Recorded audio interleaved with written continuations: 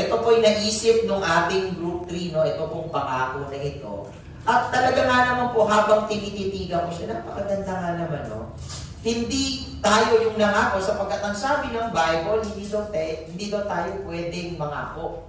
Bakit? Sapagkat wala daw po tayong kakayahan na tuparin ang bawat pangako.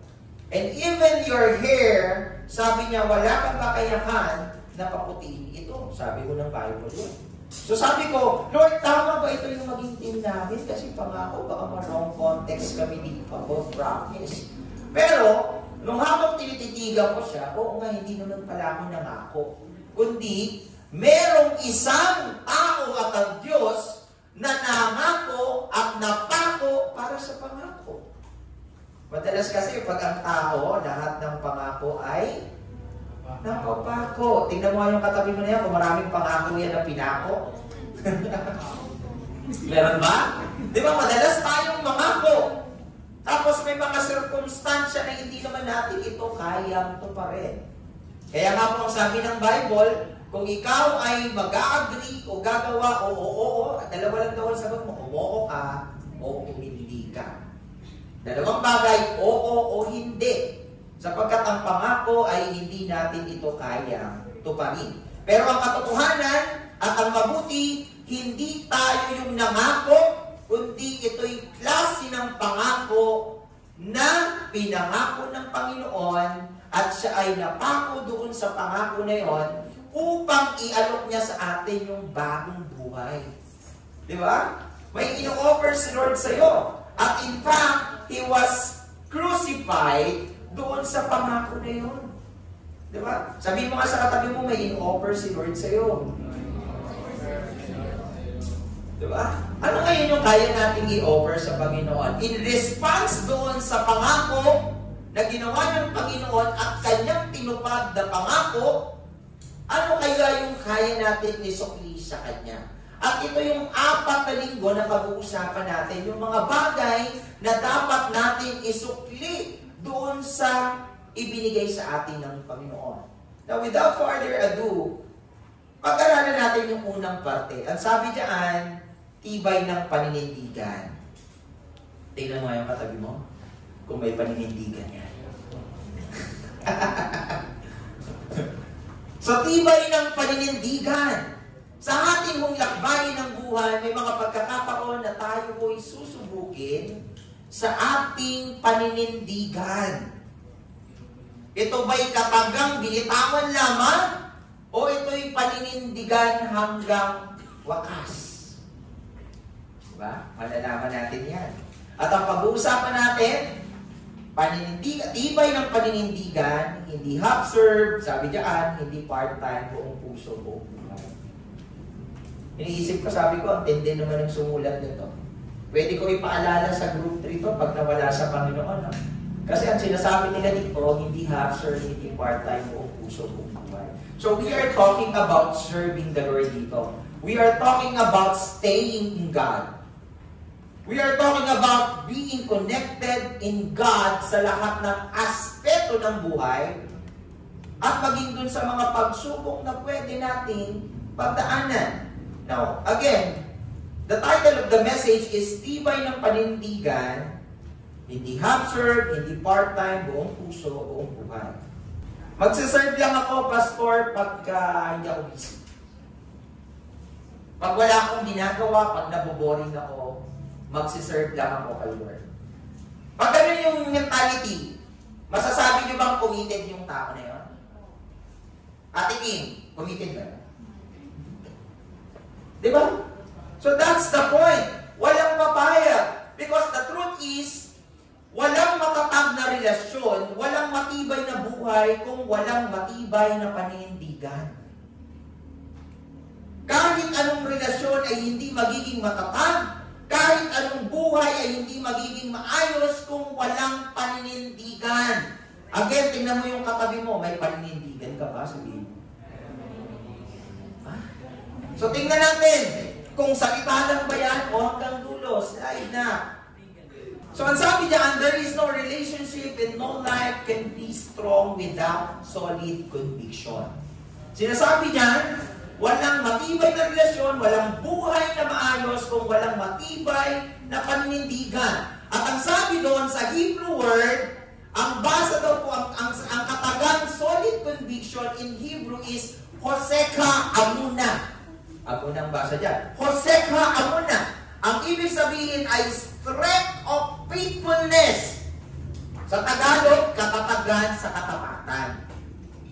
Yan yung pag-usapan natin. I-note nyo itong Amuna. Amuna means more than belief. It means steadfast trust, unshakable loyalty, covenant commitment, the kind of stand that does not bend even under pressure. So yun yung amuna. Parang amuna. Ako muna. Di ba? Amuna. Ibig sabihin, ito yung klase ng kung saan kahit may pressure, mananatili, magpapatuloy. At yan yung sa Tagalog, the word is paninindigan. Ganyan din ang panawagan sa atin ng Panginoong Jesus. Maraming tao ang gusto si Jesus bilang tagapagligtas, pero hindi bilang Diyos. Ang sabi ng Bible, kailangan daw natin yung buksan natin yung ating buhay sa Panginoon bilang Diyos at tagapagligtas. Dalawang bagay yung tinanggap natin ng ating Panginoon. Hindi lamang tagapagligtas, kundi Diyos. Gusto natin na ang ating Panginoong Yesus ay ang ating maging tagapagligtas. Pero hindi Diyos. Paano mo nasabi, Pastor? Napagkat pag sinabi mong Diyos, pag sinabi mong Hari, pag sinabi mong Master, lahat ng nais niya, ito'y iyong susundin. Ano bang sabi? Pag ang sabi ng Hari ay hindi mababali. At ang sabi ng mga sundalo, ano yung madalas kinukot ng isang soldier? Meron bang magsusundalo dito? May nakakaalam ba nung tagline nila? Ang tagline ng isang soldier, hindi yes sir. Ang tagline ng isang soldier, obey first before you complain. So ngayon, walang time to complain kasi nagawa na. Yun yung paninindigan ng isang sundalo. At ito yung panawagan sa atin ng Panginoon. Marami sa atin na gusto ng pagpapala, tasang kamay ng gusto ng pagpapala. Pero ayaw pasanin yung krus ng buhay. Gusto ng greener pasture, pero ayaw ng narrow road. Gusto ng magandang buhay, pero ayaw ng paghihirap. Gusto ng growth, pero ayaw ng pagsubok. Maraming ganun sa atin. Gusto ng maginhawa, pero ayaw ng sakripisyo. Gustong yumaman, pero ayaw magsikap. Gustong sumeksi, pero ayaw tumigil kumain. Diba? Ibig sabihin, marami tayong gusto, pero ayaw natin yung requirements. And in the book of Luke chapter 9 verses 23, it says, "Then he said to them all, whoever wants to be my disciple must deny themselves." That will be the point number 1. And take up their cross. That will be point number 2. And follow me. That will be point number 3. So tatlong bagay lang yung pag-uusapan natin quickly. At meron akong mga realization na gusto ko mamaya, i-note nyo yun, pag-usapan nyo mamaya during your G group. Now, Jesus called us to nothing less than full amuna. Diba? Ito yung panawagan sa atin ng Panginoon, full amuna. Ano yung amuna again? A steadfast, unwavering stand. Balik mo nga kanina dyan ha. A steadfast, unwavering stand. Or should we say, not weekend. Hindi lang pang Sunday na pananampalataya, but to whole life surrender. Yung buong buhay na pagsuko sa Diyos. Hindi lamang sa inconveniente ng buhay. Hindi lamang doon sa boring lang kasi kaya ako nasa church. Kundi sa panahon din ng may pressure, sa panahon din ng medyo may conflict, you always choosing God as your number 1 priority. Now, as we go on with this topic, sige, verse natin na. The historical background of this verse that we have, sa panahon ni Jesus po, ang tawag po doon sa Hebrew word ng cross is Staros. Staros po ang ibig sabihin ng cross. Ay hindi lang ito dekorasyong kwintas o sa church logo lang makikita, yung simbolo. Sa ngayon po, yung cross po na yan ay simbolo po yan ng ating pananampalataya. Di ba? Pag nakita tayo ng cross, symbolize siya. Hindi siya idolatry because we just, hindi yan yung ating Diyos, pero naniniwala tayo, it's a symbol of faith. Di ba? Normally. Pero sa panahon po nila, yung cross na yan, it is a execution device ng mga Romano. Execution device. Hindi po ito yung simbolo ng pananampalataya, kundi ito'y simbolo ng pagpapahirap. Sapagkat yung cross na yan, it is a execution device para doon sa mga worst criminal. Alam niyo po ba, hindi first time na si Jesus yung na-crucify? Kundi yung practices ng Romans that time, yun yung way of punishment nila sa mga kriminal. Mamamatay tao, magnanakaw, gumagawa ng kung anong-anong pinagbabawal ng kultura nila, sila po ay pinapako sa krus. So, ibig sabihin, lahat lang ng masasamang tao yung pinarurusahan doon. So, it is instrument ng kamatayan. Instrument po siya ng kahihiyan. Instrument po siya ng paghihirap. Kaya ano pong reflection natin dito? Ang pagbitbit ng cross ay literal na pagsuko sa kamatayan. Ibig sabihin, simulan mo yung pagbuhat ng krus mo, papunta ka na sa kamatayan. Grabe pala yun, no? Kaya nga, sabi ni Jesus dito, take up your cross. So, ang sabi ng mga listener niya, yung mga Hudyo, yung mga sumusunod sa Panginoon, ano yung sinasabi nitong take up your cross? Kasi aware sila when someone is taking their cross, they are walking to death. Papunta sila dun sa kamatayan nila.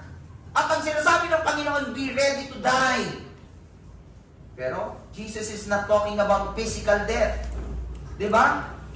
But, death to self. Death to pride. Death to one's own will.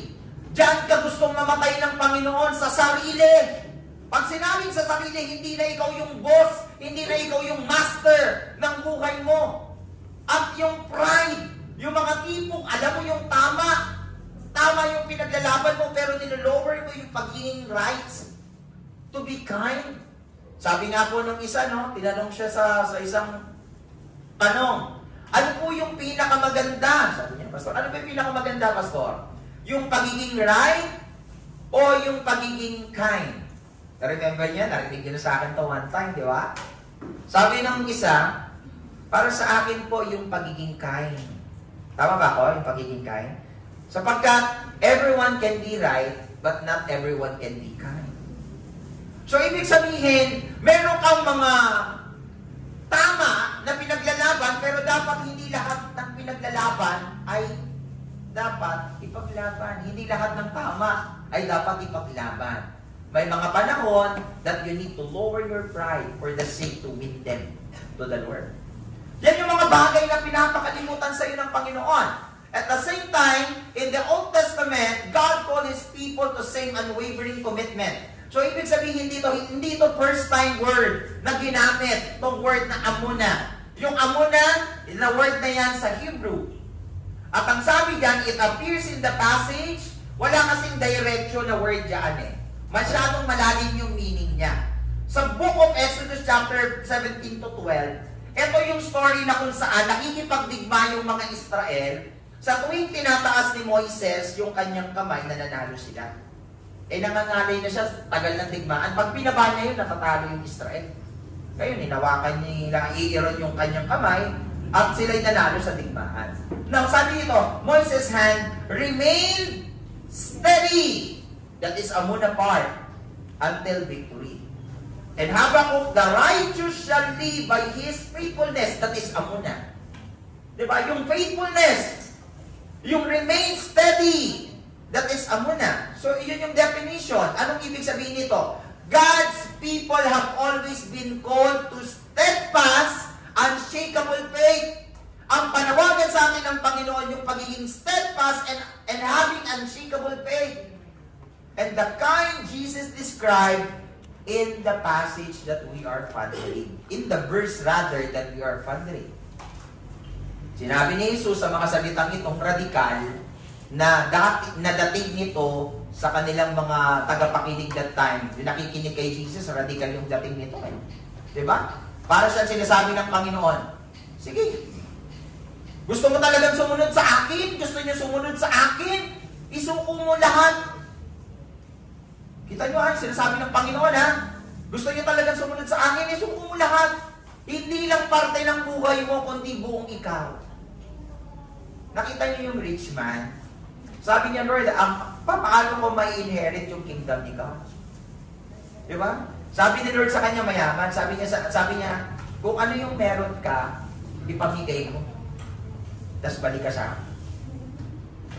After ako, sobrang yaman niya, pamimigay ko lahat. Ano ibig sabihin nun? Isuko mo yung buong ikaw. Hindi yung mga bagay na yun, kundi buong ikaw.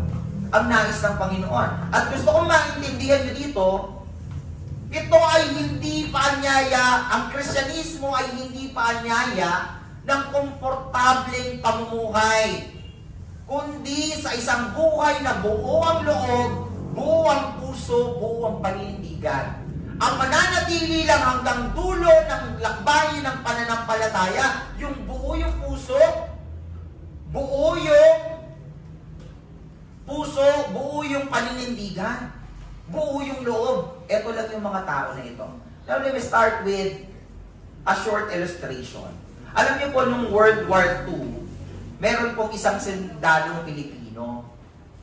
Tapos, nung digmaan po nila sa panahon ng Hapon that time, gusto ng Hapon para matapos na yung digmaan na yon at magapi nila yung mga Pinoy that time, inopera niya po itong leader na ito ng posisyon at maraming pera kapalit ng pagsuko. At sabi po ng sundalong Pilipino, mas pipiliin ko pang mamatay na may dangal kaysa mabuhay na traidor sa bayan. Ano po yung conviction natin? Ano yung lesson na gusto kong parating sa atin ng kwento? Ganyan din ang tawag ni Kristo sa atin. Isang buhay na hindi kompromisado, hindi happy, kundi buong puso, buong buhay. Yan yung hinahanap sa atin ng Panginoon. Na tatlong bagay lamang po na aking gustong iiwanan before tayo maghiwa-hiwalay. Number 1, tanggihan ng sarili. Sabihin mo nga sa katabi mo, tanggihan ng sarili. Sa wikang Ingles, deny yourself. So verse please. Ang sabi doon, then he said to them all, whoever wants to be my disciple must deny themselves. Gawin natin personal. Whoever wants to be my disciple must deny himself. Now, ang Greek word po dito, doon sa deny himself, sa wikang Grego ay, nandiyan na, slide mo nga, parnaisatu. Yun yung pronunciation niya. Parnaisatu. Anong ibig sabihin ng parnaisatu? To utterly disown, reject, renounce, or to deny. Now, ang ibig sabihin, deny yourself, ano ibig sabihin nun? Lay down your own rights, ambition, and control. So, Christ can lead. Di ba ang bigat pala nung ibig sabihin ng parnaisatu? Na kung saan, yung denial na yon, binibitawan mo lahat ng pagiging tama mo. Binibitawan mo lahat ng ambisyon mo sa buhay. Binibitawan mo lahat yung pagiging in control mo dun sa buhay mo. Para sa Diyos, siya ang manguna. Tanungin mo nga sa katabi mo, kaya mo ba yun? Kaya mo ba yun? Diba? Lahat tayo nangangarap ng magandang buhay. Lahat tayo nais natin magkaroon ng magandang buhay, masayang buhay, maabot yung ating mga pangarap, around the world. Pero minsan, at kailangan palang maintindihan ng mga Kristiyano ang katotohanan na pag ikaw ay nagsuko ng buhay, hindi na ang pangarap mo, kundi ang pangarap niya na para sa iyo. And I tell you that God's plan is always better than our plans. Laging higit ang plano ng Diyos, laging higit yung pangarap ng Diyos. Isipin mo, ang pangarap ko lamang po ay magkaroon ng magandang posisyon sa isang kumpanya na pinapangarap ko. Diba? Maging manager po ako. Maging CEO po ako. Maging vice president po ako. Pero ang pangarap pala sa iyo ng Diyos ay magkaroon ng sariling kumpanya na pagmamayari mo. Ang pangarap ko lang, Panginoon, ay magkaroon ako ng motor. Magkaroon ako ng second hand na sasakyan. Okay na ako dun, Lord. Pansin nyo? Pero yun ang pangarap mo. Pero ang pangarap pala sa iyo ng Diyos yung brand new Tesla. Diba? So, ano pong ibig sabihin nun? God's plan is always better than our plans. Kailangan mo lamang siyang pagtiwalaan sa aspeto na ito. Ito rin ang salitang ginamit, yung parnay sa tunayan, ginamit yan dun sa denial ni Peter. Nare-remember nyo ba yun? Ilang beses dinenay ni Peter si Jesus? Meron ba nakakaalam? Ayun, may narinig ako 3. Sino yun? Ayun, 3. So, 3 beses niyang dininay si Lord. Kasi, ay persecution. Habang binubugbog si Lord, nandoon si Peter, nadudurog yung heart niya. Pero nung na-identify siya ng mga taong nandoon, kasama yan. Kasama yan ni Jesus. Sinasabi niya doon. At sinabi niya yun doon sa Luke chapter 22 verses 57, sinabi niya doon, I do not know Him. 3 beses niyang dininay, kilala kita eh, nakita kita nag-ministry ka sa akin, I do not know Him. Hindi ko kilala yan si Jesus. So, anong ibig sabihin ng parnay sa tunoon? So, means, a strong denial. Ngayon, ilagay natin sa atin. Strong denial of self. Yung parnay sa tunoon. Strong denial of self. Ibig sabihin, hindi lang mag-sacrifice ng kaunti. Yung strong denial of self, hindi ito yung pagsasakripisyo ng kaunti. Lord, nagkita na tayo. Sunday ngayon, naglaan ako sa iyo ng 2 hours this Sunday. Diba? Yung iba naman, Lord, nag-serve na ako eh. Nag-serve na ako nung Sunday. Next week na tayo uling magkita sa church. Next week na ulit tayo magkita, Panginoon. Binigyan na kita ng 2 oras nung Sunday eh. Nakuha nyo? So, minsan ganun yung mentality natin. Kundi, ang ibig sabihin dito, kalimutan ng sarili. Hindi lang siya pang 2 oras yung relasyon nyo ng Diyos. Hindi lang yung ganung klaseng relasyon. Hindi lang mag-sacrifice ng kaunti, kundi mismong buhay ay ibigay sa Diyos. That is parnay sa 2. Kalimutan ang sarili bilang boss ng buhay. Alam nyo ba, kahit hindi pa kayo boss ng kumpanya, boss na kayo. Tingnan mo yung katabi mo, boss yan. Boss! Boss! Diba? Boss yan. Tayo yung boss ng ating mga buhay. Pero, ang realization is this. If before you were the CEO of your life, dati ikaw yung CEO ng buhay mo, now Christ is the King in your life. Ang Diyos na ngayon yung hari sa buhay mo. And this is the Emmanuel decision. Ano yung Emmanuel decision dito? A permanent stand. Pag sinabi, yung Emmanuel naman, ang deep meaning naman ng Emmanuel dito, dun sa deny yourself, a permanent stand. Ngayon, yung permanent stand mo, saan ka nakastand? Kay Jesus ba? O sa mundo? Diba? Tingnan mo nga yung katabi mo, sabihin mo sa kanya, saan ka ngayon nakastand? Diba? And I'm very sure kay Jesus kayo nakastand. Because isipin mo, we reached 300 or more than 300 young people, but only few of you here to stand with God. Diba? Noong anniversary, pag dito tayo nag-anniversary, hindi kasya tao. Sa young people, sobrang dami. More than 300 young people nagsasama, pero ilan lang kayo? Diba? So makikita natin yung stand ng bawat isa sa inyo. Yung may tibay ng paninindigan. Sabi nga ng ating titulo, no, ng ating title, tibay ng paninindigan, hindi half-serve, hindi part-time, buong puso, buong buhay. And this is self-denial. Natawag ko dyan, self-denial. At yun ang gusto ng Panginoon. As we follow Him, to follow Christ, you must daily deny yourself. Sa pagsunod ng Panginoon, di-deny mo na yung kagustuhan mo. And walk in His footsteps. Because true discipleship means surrendering your will to Him. Yun yung pagiging disipulo ng Diyos. Alam nyo ba, lahat tayo, ang expectation ng Panginoon, yung the moment na tinanggap mo ang Panginoon, you need to follow Him. Hindi ka mag-grow, hindi ka mag-mature, at hindi mangyayari yung kalooban ng Diyos sa'yo kung tinanggap mo lang ang Diyos at naupo ka. Walang ganon. You need to make a step. And another step. And another step. Until such time na hindi mo na binibigan yung pag-akbo. At ini-expect ng Panginoon, yun yung maging response mo sa Kanya. Kasi ang sabi doon, yung mga disciple, tinanong ni Lord, totoo ba na mahal mo na ako? Totoo ba na talagang gusto nyo nang sumunod? And then, follow me.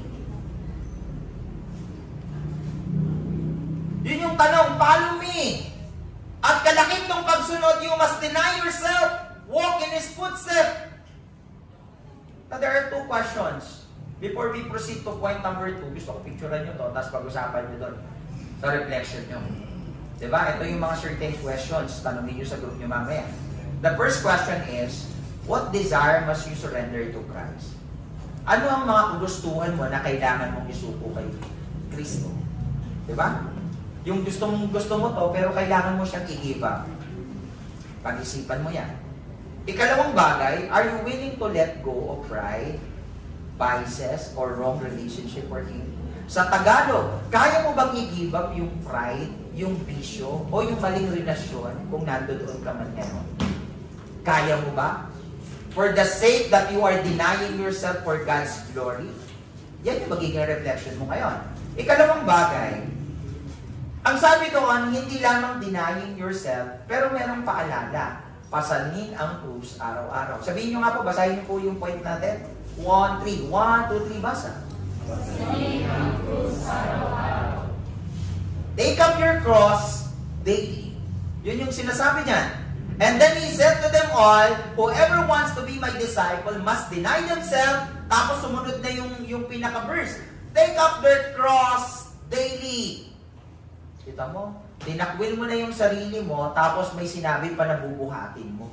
Ang hirap kaya nun, dalawa kagad yung utos ng Panginoon, itakwil mo yung sarili mo, tapos buhatin mo to. At hindi lang niya pinabuhat ng isang beses, kundi pinabuhat niya pa sa'yo araw-araw. Ang tindi na, no? Now, the Greek word doon sa take up your cross daily is istaron. Istaron. Kanina, istarus yung cross. Ngayon, take up your cross daily is istaron. Ano ibig sabihin ng execution cross? Execution stake. Ano ibig sabihin nito? Hindi ito burden lang gaya ng mabigat na trabaho. Hindi yung burden lang. Ito ay death sentence. Death sentence ito. Hindi lang siya burden. Ano ba yung may sitwasyon ako ngayon eh? Nag-aasikaso ako sa bagay, yun sa pamilya ko, sa bahay, ito na yung cross ko. It's not like that. Mas malalim pa yung pinabubuhat sa iyo ng Diyos. And God is telling you, you need deny yourself daily and you take up that cross daily. Hindi mo siya bibitawan. Because that's part of the death sentence that you take. Another Greek word. Dalawa yung Greek word kasi dito eh. Yung kanina, staron. Yun yung take up your cross. Pero hindi natapos doon. Sinundan ng word daily. Kathemeran. Diba? Parang katamaran, you know? Kathemeran. Diba? Means, without break, without gap, without pause. Nakita nyo, yung pinapagawa ng Panginoon, walang pahinga. magtigil, kundi tuloy-tuloy. Hindi pwedeng Kristiyano ka lang ngayon, tapos ito na muna ako kasi busy ako eh. Kundi kailangan tuloy-tuloy. Sabi mo nga sa katabi mo, tuloy-tuloy. So yun yung ini-expect sa atin ng Panginoon. Hindi tuwing Sunday lang, kundi araw-araw dapat Kristiyano ka. Araw-araw dapat sumusunod ka sa Diyos. At sa pagsunod ng Panginoon, hindi laging madali. Hindi laging masaya. Hindi laging punong-puno ng pananagana. Hindi laging okay tayo. At in fact, madalas maraming pagsubok. The more that we follow the Lord, nandiyan yung persecution. You will be persecuted of those people na hindi naniniwala sa Diyos. Nandiyan yung mga bagay na iiwasan mo, yung mga dati mong ginagawa, na hindi na kaaya-aya sa panahon, sa pagtingin ng Panginoon. So, ibig sabihin, may mga sacrifices ka.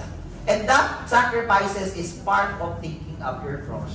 And the Lord reminding you not just take up your cross every Monday, every weekday. But God is telling you every day. Daily. Without gap. Without pause. Walang pahinga, walang holiday. Lord, holiday naman magbigay ka naman ng leave. Magbigay ka naman ng holiday. Pwede bang ubalik ko muna yung magiging Kristiyano ko kahit this moment lang. Kasi nang gigigil na ako sa Kanya, papatulan ko lang.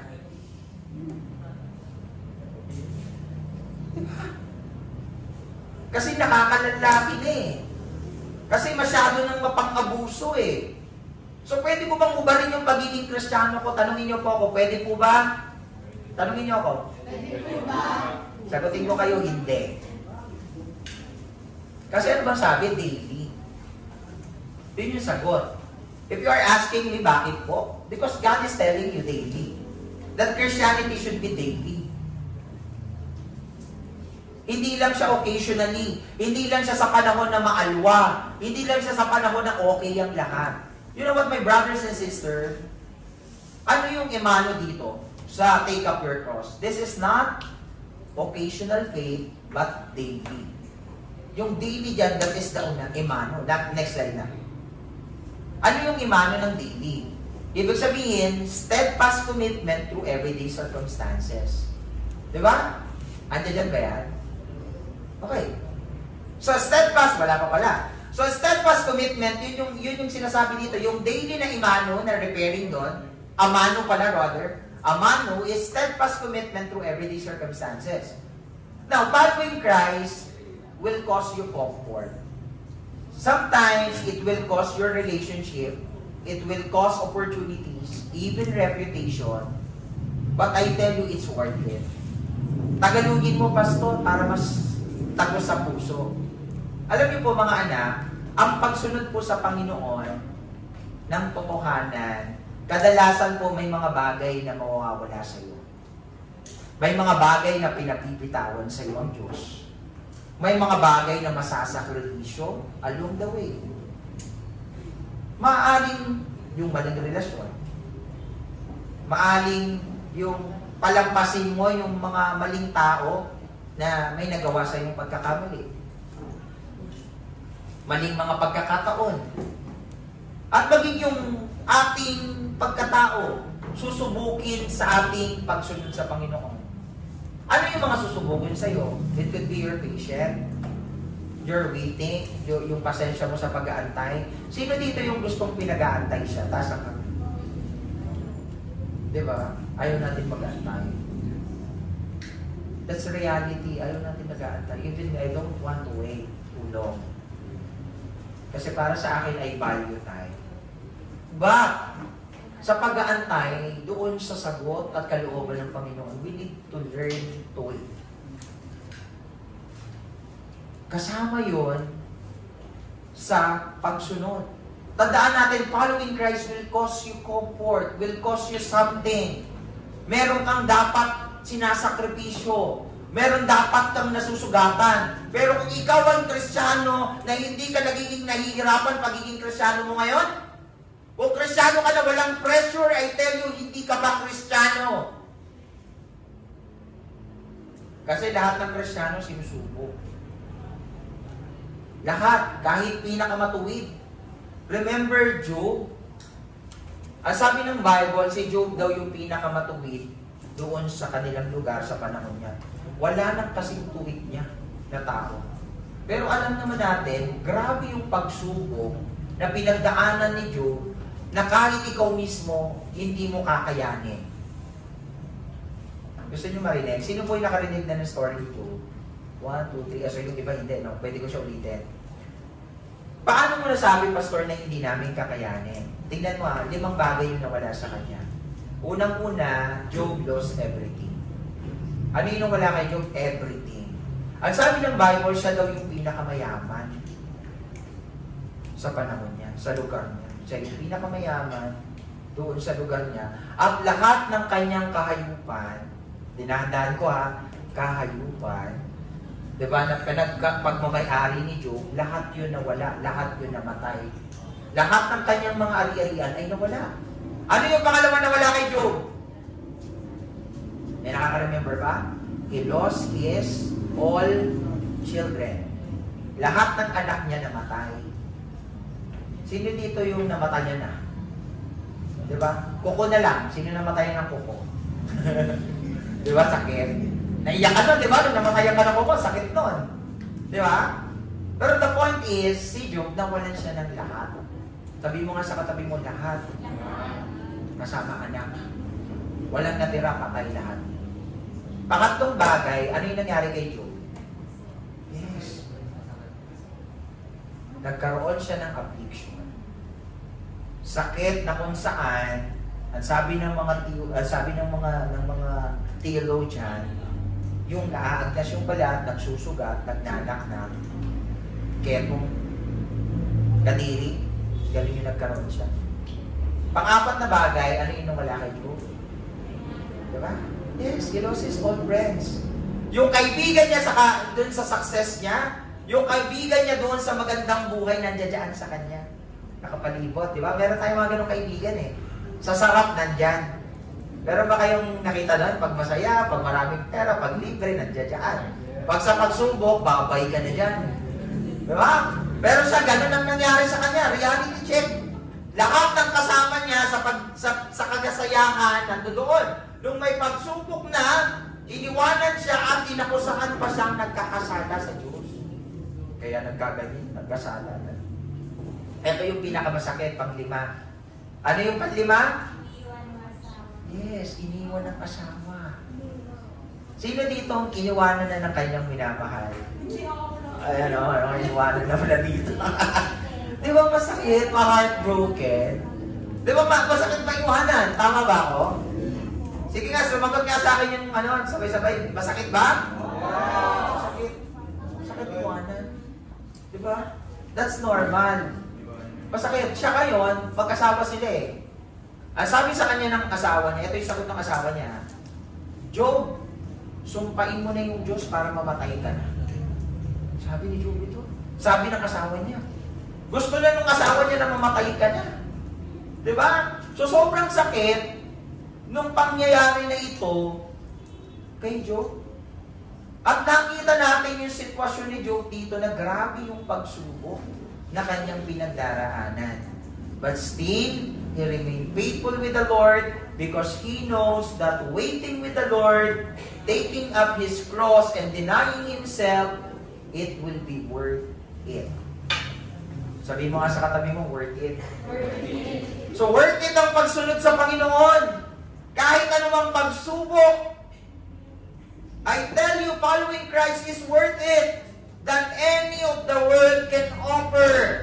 Lahat ng pangarap mo ngayon sa buhay, I tell you, hindi mo yan kayang ipantay doon sa pinapangako sa iyo ng Diyos. Lahat ng bagay na meron tayong makukuha sa mundong ito, ni isang 5 duling, wala kang mabibitbit. And I want you to understand that. Everything that you have will remain here. Kahit yung suot mo, kahit yung mga nakasabit sa katawan mo, kahit lahat ng pera sa bangko na magkaroon ka someday, lahat yan may iwan. Everything that you have will go to someone else. Pero ikaw naghirap, ikaw nagpagal, Ikaw nagsakripisyo, ikaw yung nabuhay for the rest of your life to get those things. But the truth of the matter, wala kang madadala. Because, yun ang katotohanan. But, whatever you invested with the Lord, ano yung inipon mo sa langit ay mananatiling naturoon at naghahantay sa'yo. Kaya nga pwede tayong magkita sa langit. Tingnan mo yung katabi mo, sabi mo, magkikita tayo sa langit. Magkita tayo sa langit. Tapos, alam mo ba, na kahit pastor ako, pero pwede pa rin mas maging malaki yung mansyon mo pag nakita tayo sa langit. Pwede, di ba? Bakit? Kasi si Lord, hindi siya nakabase sa posisyon. Si Lord, nagre-reward siya, hindi siya based sa title, hindi siya based doon sa reputation, hindi siya based doon sa something na meron kang panlabas, kundi nakabase siya doon sa faithfulness. Babalik pa rin siya doon sa katotohanan na tanong, are you faithful with the Lord? Tanungin mo yung katabi mo, kalabitin mo siya, tapat ka ba kay Lord? I hope you are. Nabalikan mo natin yung 2 Samuel chapter 24. I don't know kung nailagay ko ito. But the king replied, tingnan nyo ito, yung realization ni David sa verse na ito. Na kaya mong i-flash yun. 2 Samuel chapter 24 to 24. Ang ganda kasi ng sinabi ni Haring David dito. Sabi niya dito, meron siyang mag-o-offer sa kanya. Gusto niya, di ba, ganito tayo, di ba? Mag-o-offer ako ngayon kay Lord. Tapos sinabi niya, huwag ka na mag-offer. Sagot ko na yung i-offer mo kay Lord. Kaya tatanggapin mo? Hindi, yung totoo lang. Di ba, kunwari, magbibigay ka ng mag-o-offer ka kay Lord ngayon, mag-o-offering ka 1,000. Uy, King, huwag ka na mag-offer. Sagot ko na yung 1,000. Bigay mo kay Lord. Tatanggapin mo. Reality, sagot lang. Malamang tatanggapin mo, di ba? Kasi isipin mo, hindi na ako magagastos para sa akin. Kasi binigay mo na eh. Gusto ko rin mag-offer, pero sagot mo na, sige, okay lang. Tatanggapin mo. Pero iba yung mentality ni David. Tingnan mo yung mentality ni Haring David dito. Sabi niya dito, no. Sinagot niya si Arauna. No. I insist on paying you for it. Ayoko. Kung may binibigay ka sa akin, gusto ko bayaran ko. Ayoko libre. Sapagkat, I will not sacrifice to the Lord my God, burnt offering that cost me nothing. Nakita nyo? Sa Tagalog, hindi ako magbibigay sa Diyos na hindi ako masasaktan, masusugatan, o mahihirapan. O hindi ako kabahagi. Sapagkat ang pagsunod sa Diyos, it costs you something. Ngayon, ano na yung ginibak mo para sa Diyos? Ano yung sinakripisyo mo para sa Diyos? It costs you something ba yung pagsunod mo sa Panginoon o wala? Lahat ng sakripisyo mo sa Diyos, konbinyente. Nasa church ka, naglilingkod ka, pag walang pressure. Pero pag may pressure sa pamilya, sa pag-aaral, sa relasyon, wala ka na doon kay Lord. Pero ang sinasabi dito, if you really want to bless the Lord and follow the Lord, it should cost you something. Meron kang sinasakripisyo, meron kang pinaglalaban kahit masakit at kinikiba para sa Diyos. It costs you something. But when you follow the Lord, my sense of sacrifice, my sense of priority. Sabi mo nga sa katabi mo, priority. Ito pa, my sense of effort. Sabi mo nga ulit sa katabi mo, may effort. Last na, my sense of obedience. Sabi mo sa kanya, obedience. Yan yung mga kailangan. Yan yung requirements. Kahit mahirap at may sakripisyo, piliin pa din natin yung sumunod kay Lord. Yung dapat yung nilalagay natin, Lord, every day of my prayer, sama niyo to sa prayer nyo, every day of my prayer, Lord, kahit mahirap, kahit may mga bagay na pinapagawa ka sa akin na hindi ko kaya, kahit anumang circumstansya, Lord, bigyan mo ko ng kalakasan na patuloy na sumunod sa iyo. Let your will be done, not my will. Pero kung isang binatang Kristiyano na lagi na lang nagre-reklamo, tingnan mo nga yung katabi mo dyan. Yan ba yung batang Kristiyano na mahilig magreklamo? Opo. Pero pag isang bata, Kristiyano na lagi na lamang nagre-reklamo, sa panalangin niya, sabi niya sa Panginoon, nanalangin siya kasi nga Christian eh. Meron ba dito Christian na hindi nag-pray? Yan. So sabi mo nga sa katabi mo, dapat nag-pray ka. Yan ha? Okay. Na lahat tayo ay may kanya-kanyang krus na papasanin araw-araw. Hindi ito parusa ng Diyos, kundi bahagi ito ng plano ng Diyos para hubugin tayo sa pagiging katulad ni Kristo. Ang inahabol natin sa pagsunod sa Diyos ay maging Christ-like. Tingnan mo nga yung katabi mo kung kamukha na ni Kristo yan. O kamukha ng... So, to be Christ-like ang calling sa atin ng Panginoon. And the Bible and God tell us to take up your cross daily. Ay pagtanggap at pagsunod kahit mahirap, kahit hindi tiyak, nakasama natin si Jesus sa paglalakbay na ito, tayo ay magpapatuloy. Akala natin hindi patas ang Diyos, pero lahat ng pagsubok mo ngayon, alam mo ba, walang binigay si Lord na pagsubok na hindi kayang pagtagumpayan ng bawat isa sa atin. Kung ibibigay ko ngayon sa iyo, Ate Kim, tanggalin ko lahat ng kamay mo, paa mo, kakayan mo? Hindi. Kasi hindi mo siya kaya. Hindi siya nilaan ng Diyos para sa iyo. Pero alam mo ba, merong tao na nilaanan ng ganyan. Tapos yung taong tinanggalan ng kamay, ng paa, naglilingkod sa Diyos ng patuloy. In fact, pastor pa nga eh. At nag-i-encourage pa siya. In fact, musikero pa nga siya eh. Kinaya niya. Anong punto doon? Sapagkat ang Diyos ay patas. Hindi ka niya bibigyan ng pagsubok that you cannot bear. God is faithful. Now, the second question na pag-uusapan niyo mamaya, slide. Ito yung pangalawa. Picturean niyo, pag-usapan niyo to. If it is God's will, are you ready to embrace discomfort in life as you follow Christ? Kung yung sitwasyon na yon ay kalooban ng Panginoon, handa ka bang yakapin yung discomfort sa buhay sa pagsunod mo sa Diyos? Ikalawang bagay, are you willing to forgive? Are you willing to forgive when it's hurt? Diba? Are you willing to forgive when it's hurt? Even when it's hurt. Sorry sa mali siguro ako ng typing. Diba? Humble yourself when it's... ano yan? Are you willing to forgive when it's hurt? Humble yourself when it's humiliating. And serve even when tired. Humble yourself when it's humiliating. Diba? And serve even when you're tired, even that is the way of the cross. Sa Tagalog, handa ka bang magpatawad kahit masakit? Handa ka bang magpakumbaba kahit nakakahiya? Kasi minsan yung pride talagang, alam mo ba, yung first sin sa Bible, sino yung unang nagkasala? Alam natin, sino yung nagkasala? Sige, meron ba nakakana? Sino? Sino daw yung unang nagkasala? Saan yung unang kasalanan na ganap? Garden of Eden. Yun yung alam natin. Pero alam mo ba, yung unang kasalanan saan nangyari? Sa langit. Diba?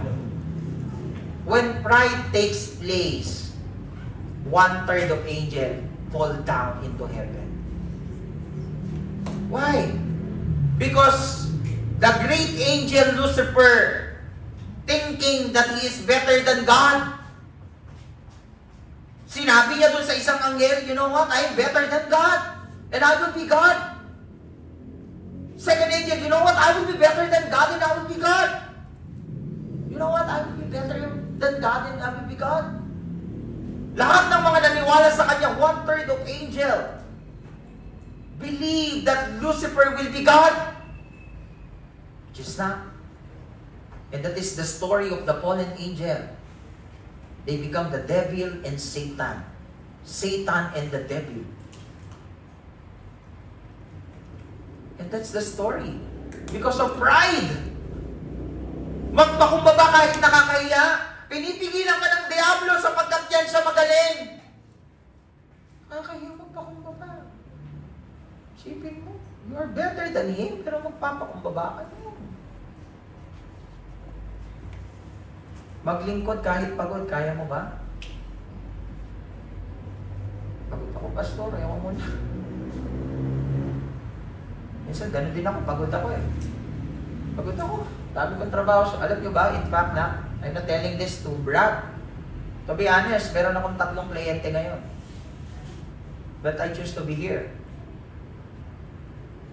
And that contract is around 6 digit. But I choose to be here. Ngayon, yung 2 di na sumagot, nag-cancel na. Kasi wala ako. Pero may natuloy isa. Diba? Because choosing God will cost you something. And I want you to realize that it always costing you something when you follow the Lord. At gusto kong maging best example for you guys that I always choosing God better than anything of this world. Even it cost me something. Because lahat tayo, sino gusto ng pera? Diba? To be honest, lahat tayo gusto ng pera. Gusto ko rin eh. Pero I choose God. Ikatlong bagay. Nag-gets ko yung point number 2 question kasi hindi ko siya naayos. So the question is, are you willing to forgive when it's hurt? Humble yourself when it's humiliating? And serve even when you're tired? Yun. If that is the way of the cross. Ikatlong bagay, this will be the last point. Pakibasa nga yung title ng 3rd point. On 3, 1, 2, 3, basa. Sumunod kay Kristo. Sabihin mo nga sa katabi mo, sumunod kay Kristo. Follow Christ. Then he said to them all, whoever wants to be my disciple must deny himself. Pinag-usapan na natin, you must deny yourself. And take up your cross daily. Not occasionally, not weekly, but daily. And the 3rd thing, sabi ng Lord, follow me. Sunod ka. Pag ginawa mo yung mga bagay na yan, sundan mo ko. Sunod ka sa akin. Alam nyo ba, yung follow me na yan, it was used in the gospel over 24 times. Slide please. And Jesus spoke the words, follow me. And the Greek word of the word follow me is akolatatu. Akolatatu. Oo, di ba? Di ba kasi yung babasahin mo yan? Ako lang to. Ganun yun. Di ba? Which means to follow, to go behind, to walk the same road with, to imitate. Kita nyo yung follow me, ito pala yung bigat sa Hebreo, ay sa Greko. Yung sinabi nilang ako latatu, sinasabi pala doon, yung mga salitang ito, di ba? Yung gano'n na, to go with me, to walk in the same road with, ibig sabihin, sinasabi ni Jesus, lakaran niyo yung nilalakaran ko. Yung paghihirap ko, pagdaanan niyo. Yung mga denial ko, pagdaanan nyo. Yan yung pagsunod sa Panginoon. Kung paano lumakad ang Panginoon. Kung paano nanandigan ng Diyos. He gives us example. Kasi i-judge natin si Lord eh. Pwede natin ibato sa Panginoon kung hindi niya ginawa yon na siya'y nagkatawang tao at namatay doon sa krus ng Kalbaryo. Sasabihin natin sa Lord, hindi mo kasi kami nag-iintindihan. Kasi wala ka dun sa sitwasyon namin. Kasi hindi mo nararanasan yung bigat ng buhay. Kasi Diyos ka eh. Pansin nyo? Pwede tayong magganon sa Panginoon. Di ba yung isang tao? Meron siyang mabigat na sitwasyon. May point siya kung bakit niya yung ginagawa ngayon. Tapos sinita mo siya, mali yan eh. Sasabihin niya sa'yo, hindi mo naman kasi pinagdaraanan yung pinagdaraanan ko eh. Hindi mo naman kasi nararamdaman yung sakit na nararamdaman ko eh. Nakamit na kayo ng mga ganun tao. Ganun din tayo sa Diyos. Sasabihin natin sa Kanya yon. Hindi ka naman naghirap eh, kasi Diyos ka, makapangyarihan ka. But I tell you, lahat ng paghihirap, pinagdaanan ng Diyos. In fact, yung paghihirap na yon, hindi mo yung pagdadaanan. In fact, yung paghihirap na yon, hindi siya deserving doon. Ikaw deserving. Pag isa bang tao, sa batas ng tao, pag nagkasala ka, merong ano? Merong ano? Sagot kayo, isip kayo. Anong kapalit? Pag nagkasala ay may parusa. Isip-isip. Huwag kayong gamitin ang isip. Di ba? Isip-isip din, baka ma-stuck ang isip. May kaparusahan. That's normal. Pag nagkasala ka, may kaparusahan. Pero si Lord, pinarusahan pero hindi nagkasala. So, sinong deserving sa atin? Parusahan. Tayo. Ang tao. Kasi yung tao makasalanan. Hindi lang ito be in the same crowd. Hoy, nandito ako sa church, pastor, nakita mo ako, visible ako sa church. Kundi, match your step with His. Hindi ka lang in the same crowd na kung saan nag-church na ako, Sunday, nandun ako, kasama ko nga yung mga kaibigan kong Christian. Pero the question is, nagtutugma ba yung lakad mo sa lakad ng Diyos? Magkaparehas ba kayo ng nilalakaran? Lumalakad ka ba palapit sa Diyos? O Kristiyano ka lang pag dito? Paglabas mo ng pintuan, balik ka na kung sino ka. Yung dating ako. Kailangan mo maintindihan yung katotohanan na yun. Now, ano yung amano? Yung amano dito sa point number 3, nandiyan dyan ba na? Is not just agreeing with Jesus, but walking where He was. Kasi maraming ang meaning kung amano eh. Doon sa following, yung truth doon, na amano, is not nag-agree ka lang kay Lord. Naniniwala ako eh, na si Jesus ay Diyos at tagapagligtas. Parang sinabi nga nung preacher kaninong umaga ni Pastor Israel, di ba? Sabi niya, ang diablo daw sasabihin, sige magbasa ka ng Bible. Hindi siya natitreten when you read the Bible. Hindi natitreten ang diablo when you start praying. He will be threatened if you start walking the Bible, walking the Word, living the Word. Agreeing with Jesus, hindi yun sapat, but walking where He walks. Yun yung mahirap. Pag sinabi dito, mahal mo ba ang Panginoon? Taas ang kamay ng mga nagmamahal sa Panginoon. Lahat tayo, di ba? Handa ka nang sumunod sa Diyos, taas ang kamay. Diba? Basta mahirap yan eh. Hindi lahat. Easy ako eh. Maganda, may sacrifice eh. May sense of sacrifice. Mahirap yan, Pastor. That's the challenge. Yun yung challenge, tatlong bagay. Ano yung pinapag-give up sa'yo ng Panginoon? 3 things that must a followers have. Personal surrender. Tanungin mo lagi yung sarili mo. Anong area ng buhay mo ang hindi mo pa isinusuko sa Panginoon? Yun yung question mo dyan, ha? Sa sarili mo. Pag mamaya sa quiet time mo, nandun ka sa kwarto mo bago ka matulog. Lord, ano ba yung mga bagay na hindi ko kayang isuko sa iyo? I-name names mo sa Panginoon. Iusal mo sa Kanya. Daily decision. Ano sabi niyan? Daily decision in submission to God's will. Panginoon, hindi na ho kalooban ko ang mangyari kundi kalooban mo. Yun yung daily decision na gagawin mo. It is not my will, Lord, but your will be done. Even in your prayers, marami kang hiningi sa Diyos, pero sabihin mo at the end, that let your will be done, O God. Not my will, but your will be done. Sabi ni Jesus yan in His prayer in Gethsemane. Kasi alam ni Jesus as a God, alam niya yung pagdadaanan niyang paghihirap sa kamay ng tao. Imagine, He was arrested illegally, and then ito yung mga Roman soldier na kung saan magpapako sa Kanya sa cross. Alam ni Lord yun. Yung hirap, He received 39 lashes. 39 minus 1 with 39 string. Yun yung tinanggap ni Jesus. Na pag pinalo siya yung pamalo na yun, kasama laman. Try to imagine this. Focus muna kayo sa akin, mamimiss nyo to. Yung pinalo si Jesus doon, meron yung talim sa dulo. Meron siyang siyam na lashes. May siyam siya. Tapos sa bawat dulo noon, merong mga tinik-tinik na pako. Depende, bola ba? Or bakal. Na pag binano to ng may buwelo, babaon yun sa katawan. Tapos pag hinila yun, kasama yung naman. Sirit yung dugo.